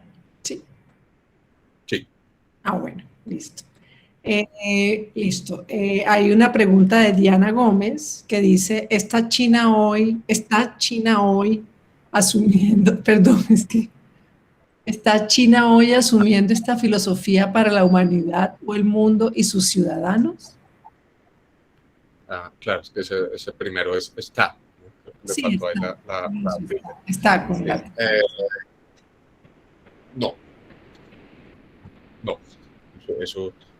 Pues yo la verdad, venir a hablar sobre el sobre el estado de la China contemporánea siempre me parece un poco osado, porque tenemos ahí un serio conflicto de medios, ¿no? Porque los medios chinos no creo que ya ni siquiera intentan ser imparciales, ¿no? O ser objetivos en muchas cosas. Entonces no es que podamos confiar en su autorreporte, pero si vamos a ser completamente honestos, la mayor parte de nuestros medios también tienen, ¿no? Los medios occidentales, también tienen una carga ideológica, ¿no? Como siempre en la historia necesitamos un malo, ¿no? Necesitamos un otro para darnos a nosotros un carácter, y cogimos a China como el malo. Entonces los medios sí están en una campaña todos por difamar a China y yo creo que son muy poco objetivos tampoco. También, perdón. Entonces, pues yo la verdad no sé en quién confiar para saber qué está pasando con China, ¿no? Como a nivel estatal, ¿no? Todo el mundo me parece mentiroso, vamos a resumirlo así. Pero si hay algo que le puedo decir con plena confianza es el gobierno chino no tiene ninguna intención de ser taoísta, ninguna, nunca lo ha tenido, ¿no? Hay momentos por aquí allá en que aparecen figuras taoístas entre los nobles, pero la filosofía oficial china durante mucho tiempo fue abiertamente el confucianismo y hoy por hoy muy probablemente también lo sigue haciendo, ¿no? Un marxismo confucianista. Yo creo que uno al librito ese rojo de Mao, sin reventarse las neuronas, le puede sacar una filosofía del confucianismo marxista. Igual que al que realmente me parece el gran arquitecto del Estado chino, me acabo de olvidar el nombre. El que siguió como Deng Xiaoping. Muchas gracias. Deng Xiaoping. Muy bien. Ambos me parecen profundamente confucianistas en su marxismo. Sí, pero no. Ahí no hay nadie taoísta, en resumidas cuentas. O, ¿era que decía? Alguien alguna vez describió a los políticos chinos como confucianistas en su vida pública, taoístas en su vida privada, ¿no? Si acaso. Pero entonces son taoístas cuando llegan a la casa, abren la botella de vino y miran la luna como Li Pai, no cuando estructuran sus políticas sociales. Oye, aprovechando eso, esta figura, esta metáfora de los tigres de papel, tiene que ver también con esta cuestión cultural, porque yo siempre me llamó mucho la atención esta metáfora. ¿Con qué parte cultural? Perdón, los perros de papel. De los chinos, ajá, sí, como lo de los perros, creo que Mao Zedong usaba mucho esta figura de los tigres de papel, ¿no? Entonces, no sé si... Ya entendí. Sí.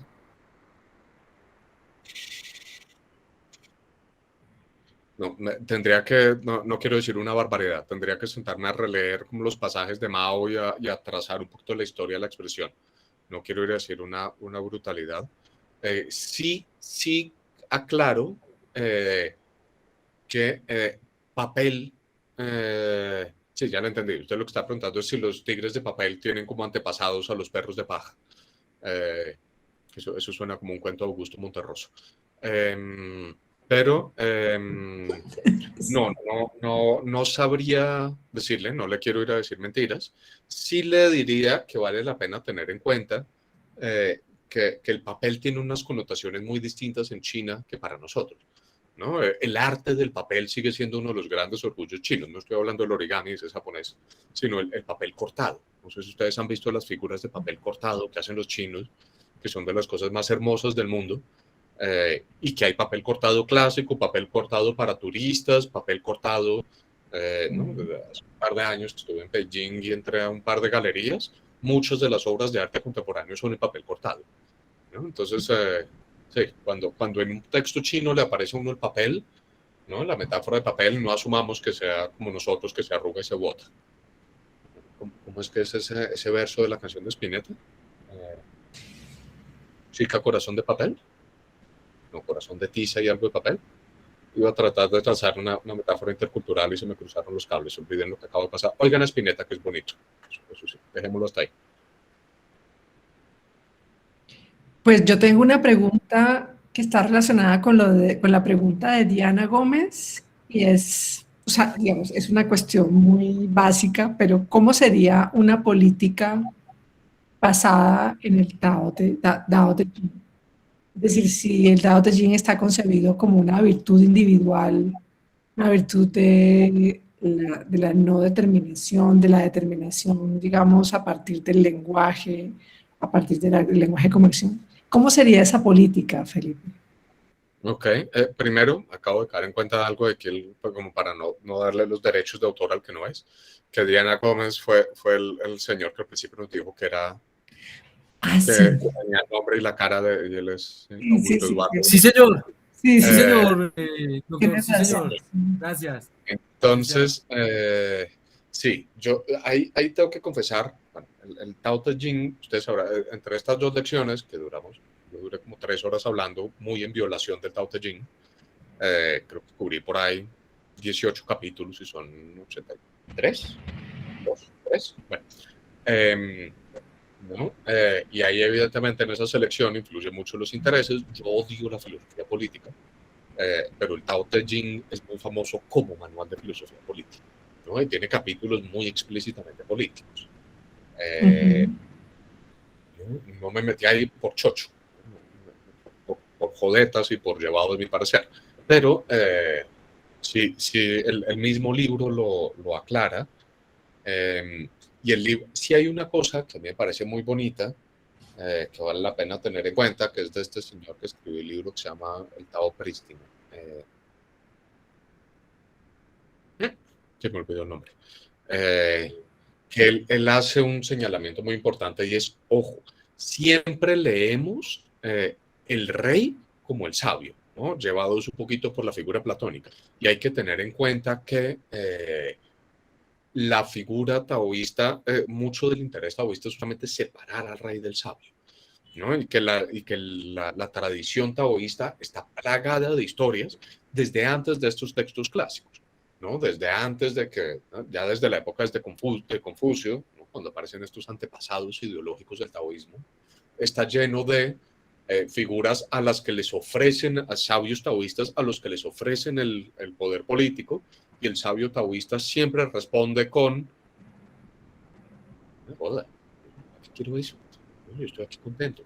La más famosa está en uno de los capítulos tardíos del Chuang Tzu, es que Chuang Tzu está pescando y van y le dicen, ¿quiere el gobierno? Y él dice, no me había ocupado, estoy pescando, váyase.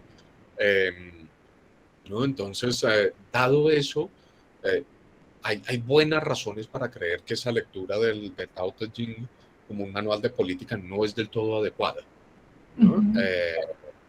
Pero, habida cuenta de eso, la lectura, la interpretación tradicional. Juan Carlos aquí nos puso Muchacha Ojos de Papeles, que se llama la canción de Spinetta. Oigan eso pensando en Lao Tzu, da resultados bonitos. Pero bueno, si la buscan como Spinetta no va a aparecer, ese es de Pescado Rabioso, creo que es cuando estaba con Pescado Rabioso. Yo estoy tratando de sacarle el cuerpo a hablar de política, pero no me voy a poner serio. Cuando Lao Tse habla de política, y así se le interpreta tradicionalmente, es el rey tiene que comportarse con respecto al Estado como el sabio se comporta respecto a sí mismo y a los demás. Tiene que estar tan abierto a los cambios de circunstancia y tiene que ser tan capaz de reconocer que el cambio de las circunstancias exige un cambio de acción-lenguaje en vez de una imposición de códigos de acción-lenguaje traídos del pasado para impedir el fluir del futuro, ¿no? Entonces Lao Tzu tiene una imagen muy bonita y dice algo como el gran rey es el que no se siente.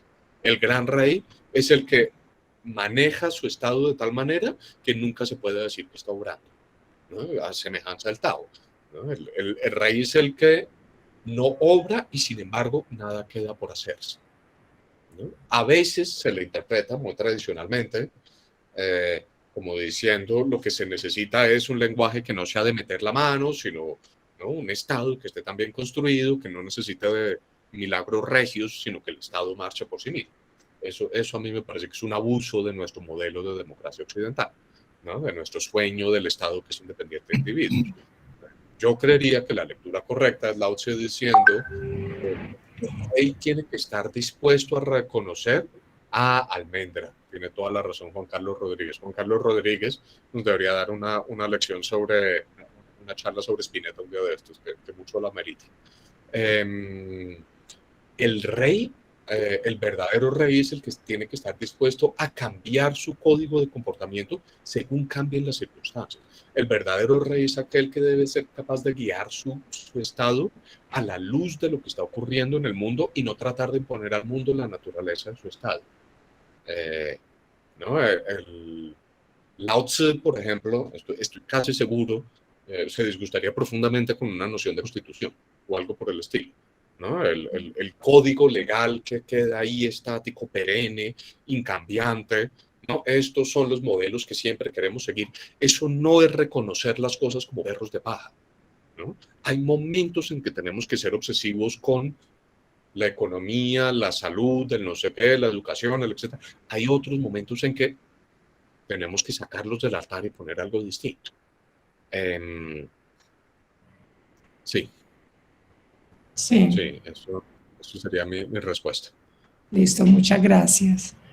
No sé, creo que no hay otra pregunta.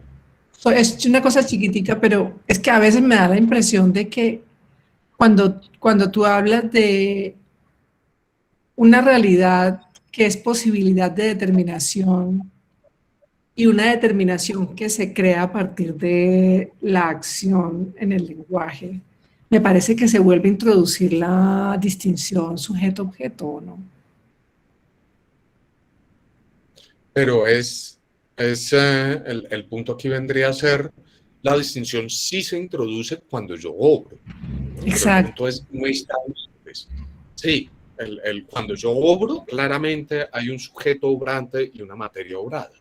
Pero el punto vendría a ser, el mundo no está obrado para que yo lo conozca desde antes. No es, yo estoy fuera del mundo y lo veo ya determinado, sino yo metido en el mundo, obro el mundo. ¿No? Yo determino los objetos del mundo. Los objetos no están determinados antes de mi obrar-hablar. ¿No? Así como para copiar esa expresión que está popular ahora, el sentipensar, ¿no? El obrar-hablar. ¿Eso se parece a un constructivismo o no tiene nada que ver con eso?